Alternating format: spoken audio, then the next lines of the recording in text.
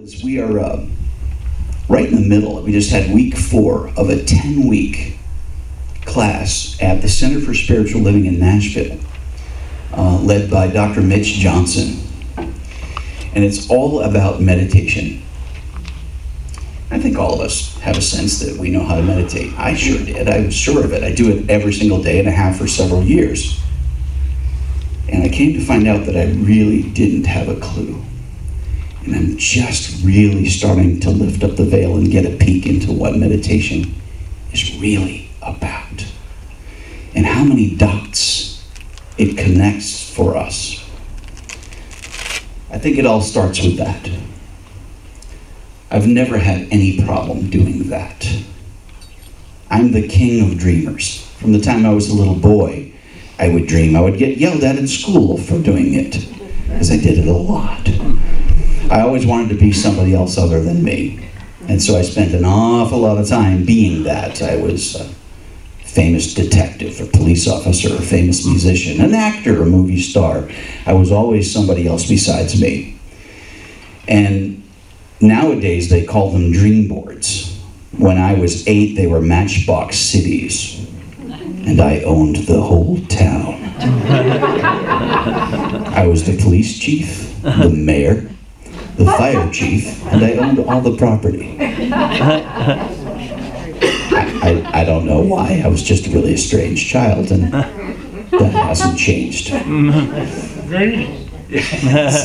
very important, all kidding aside, everything starts with a thought, with a dream. And when it's not just a thought or an intention, but a dream, there's extra energy to it. Praying. Important, incredible energy, but there's so much more to it than that.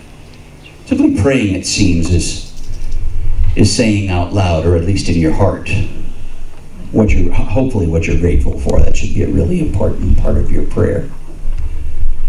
Meditating, and when these things are all interwoven, dreaming, praying, meditating, if you're doing it right, what happens is you get to a place where you simply know. And I'm so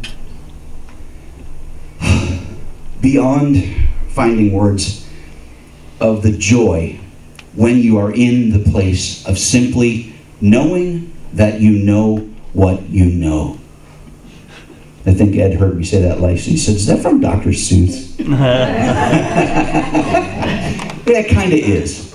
Some years ago, a game changer book, for everybody probably has a book or a seminar or something that's come along in their lives that was their game changer.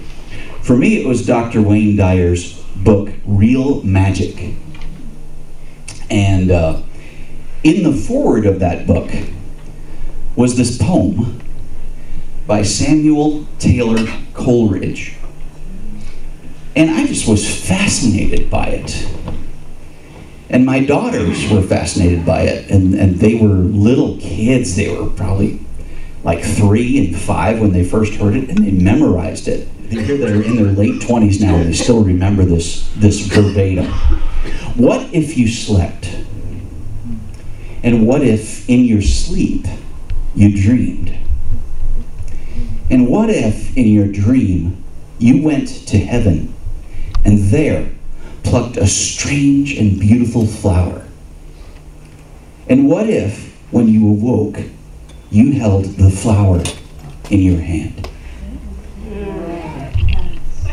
Now, in my scale of friendships, I have probably most of you who go, whoa, like your goosebumps get God bumps, right? Like, oh, wow.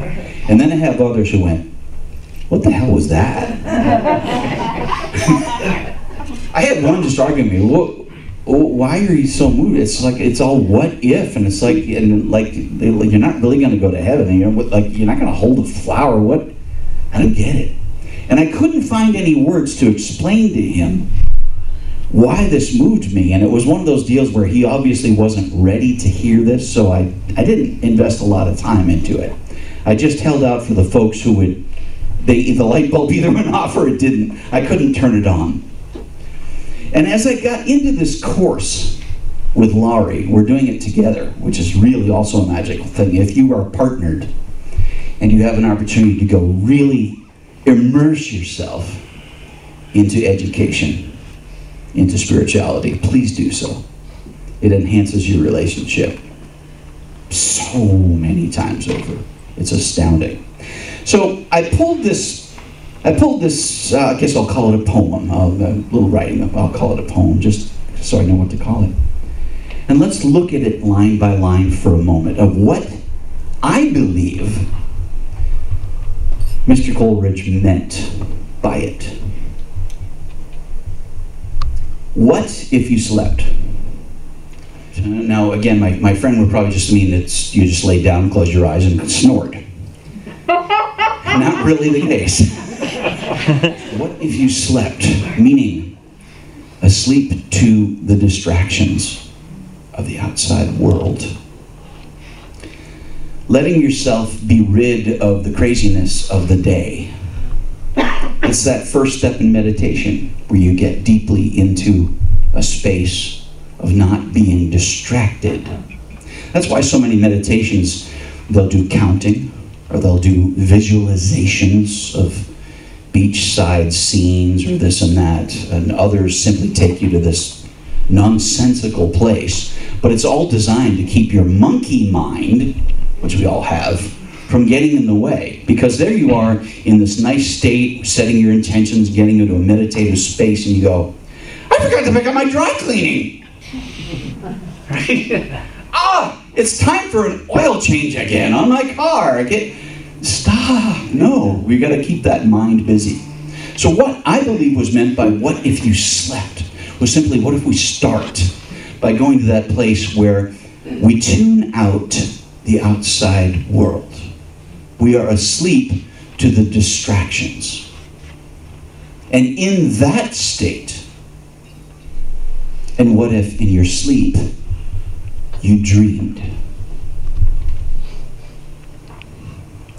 Doesn't say what if you laid down and had a nightmare. It was carefully chosen. And in your sleep, you dreamed. So you're in that meditative state of sleep, and then you transition to your other lower vibrations coming up and setting your intentions. Setting the vision for what you want from your life. Whether it's a relationship, or it's abundance, or it's that new Lexus SUV, candy apple red, that you so deserve. Yes, you do. Amen. You get into that space where you're open to infinite, unlimited possibilities. You won't catch me quoting the Bible a whole lot. In fact, there's a couple of churches that have asked me to stop. But the one thing that is truly meaningful to me is, with God, how many things are possible? All things. There is no asterisk. Did you notice that? With God, all things are possible. There's no asterisk. You don't look down in small print.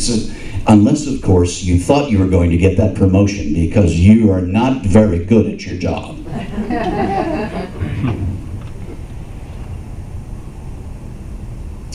I think I would like to be healed of this horrible illness that I've been told I have.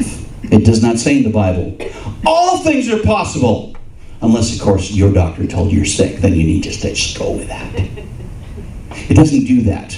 All things are possible, and in the dream state, it's so important to remember that. And who are we to question, or to doubt for that matter, that simple statement that with God all things are possible? So whatever you, that's why I always say, be careful what you wish for. And what if in your sleep you dreamed? And what if in your dream you went to heaven? Now this gives us yet another insight into his intentions. In your dream, you didn't have a car wreck. In your dream, you didn't have a fight with your spouse. In your dream, you weren't fired from your job. In your dream, You went to heaven. You went to that ecstatic, beautiful place in your mind, in your heart, in your soul. Sleep. Dream. Euphoric, amazing space. Plucked a strange and beautiful flower. Why on earth did he reference a strange and beautiful flower? I believe his intention was to remind us that you had to be specific about why you were there. Not just kind of la la la, oh, it's really pretty here, I think I like it. Be really specific about why you're there. Maybe it's something you want, maybe it's a healing, maybe it's a relationship, maybe it's abundance, maybe it's simply the opportunity to serve, which is something I often ask for and pray for, and then it falls into my lap. Always. Because how many things are possible with God? I believe he gave us something tangible, strange. What makes a flower strange? John's answer will be different than my answer, which will be different than Ed's answer, will be different than Laurie's answer. What makes a flower strange? I don't know, something unique. A strange and beautiful flower. And every single one of us in this room, can you imagine what that means to us? What shape it is? What color it is? Perhaps you plucked it, so you actually feel it in your hand. And maybe you even smell it. See, if you're going to be selfish with your intention setting, and you really want that new car, you need to sit in the seat in this state of mind, and you need to smell the leather. Man, they have gotten my checkbook out so many times because of that leather smell. This is what it's about. Look at the steps. Sleep, block out the world. Dream, bring up the other waves, the creative intention-setting waves. Go to heaven. That perfect, wonderful, pure. You don't go into meditation planning the assassination of your neighbor's chihuahua. You're funny. You don't do that. It doesn't, you know, spirit does not lend itself to that stuff. Sorry. You know, you can't go into that space and dream about pushing your boss down the stairs at your lunch hour. No, spirit does not participate in those things. But spirit participates in a big way when you've gone to heaven and you're very, very specific about what it is you want. And what if, when you awoke, you held the flower in your hand? This is the summation of the whole concept of this. You have to actually see yourself owning it, holding it, that it has happened. You have to be in that space of gratitude as though anything and everything that you have asked for has already been given. If money is your challenge, and you're about to have your electricity turned off for non-payment the next day, I'm not suggesting it's easy to get into a place of gratitude about all the money that's about to come to you. I get it. Been there, done that. I got a whole box of t-shirts. But I'm telling you, you need to get yourself, psych yourself with this method of getting into that space of tremendous gratitude for what is to be. And a miracle will present itself every single time. And I don't know what it looks like for you, but somebody does. Somebody for whom all things are possible. A lot of times I think I have a better idea of what God ought to do. And he says, listen, Let me just straighten you right out. And I'm always in the place of gratitude for how he works in my life. I found a few writings about the dream state and the intention setting I want to share. The mind is the limit. As long as the mind can envision the fact that you can do something, you can do it as long as you really believe 100%. Does that sound familiar? Faith of a mustard seed. As long as you do things with great faith, with great knowing, with the best of intentions. From Arnold Schwarzenegger. That's what he said that. He really did. I can't believe it. Dick Van Dyke, when you were a kid, you lay in the grass and watch the clouds going over, and you literally don't have a thought in your mind. It's purely meditation, and we lose that. Step one, what if you slept? He's right. That's from Dick Van Dyke, who knows a thing or two about dreaming and being a little kid and allowing that creative energy to just come alive. Meditation makes the entire nervous system go into a field of coherence. Deepak Chopra. He said that the entire nervous system go into a field of coherence. I've been getting a glimpse into how that feels, and I gotta tell you, it feels really good. I really encourage you to learn to do this. It's a terrible thing to get away from being able to simply be still and know.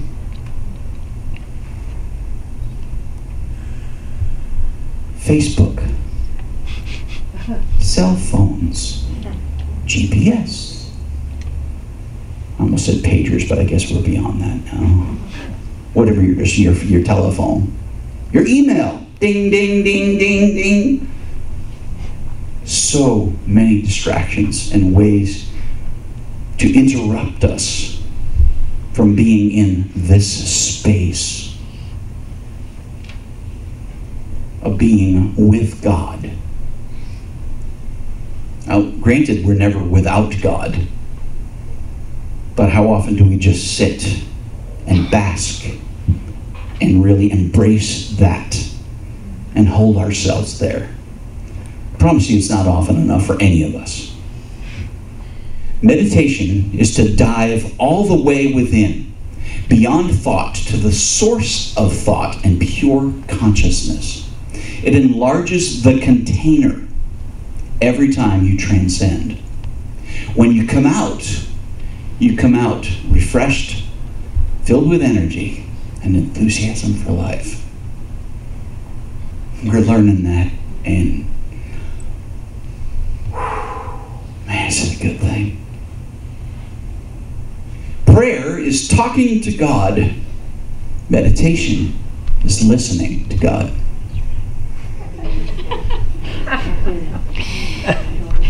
Let's go over this again in closing. What if you slept? And what if in your sleep you dreamed? And what if in your dream you went to heaven and there plucked a strange and beautiful flower? And what if, when you awoke, you held the flower in your hand? God is waiting to hand you the flower, whatever that flower is to you. All you need to do is go to heaven and pick it up. And I hope you do. Thanks.